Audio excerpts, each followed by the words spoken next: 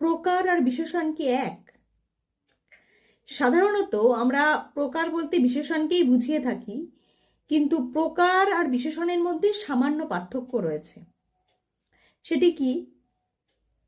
বিশেষণ হলো বস্তুর ধর্ম, প্রকার কিন্তু তা নয়। প্রকার কি?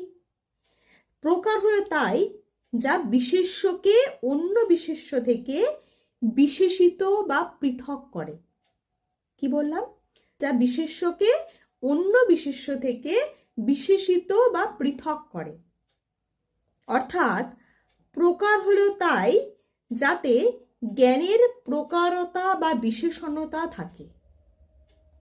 যেমন ঘট জ্ঞানের প্রকারতা থাকে হচ্ছে ঘটত্বে, তাহলে ঘটত্ব হলো প্রকার। আর ঘট জ্ঞানে যদি বিশেষণ বলতে চাই, বিশেষণ কি হবে? ঘটের রং, আকৃতি, সংখ্যা, ধর্ম প্রভৃতি। তাহলে দেখা যাচ্ছে যে প্রকার মাত্রই কিন্তু বিশেষণ, মানে প্রকার হতে গেলে তাকে বিশেষণ হতেই হচ্ছে, বিশেষণের মধ্যেই থাকে প্রকার।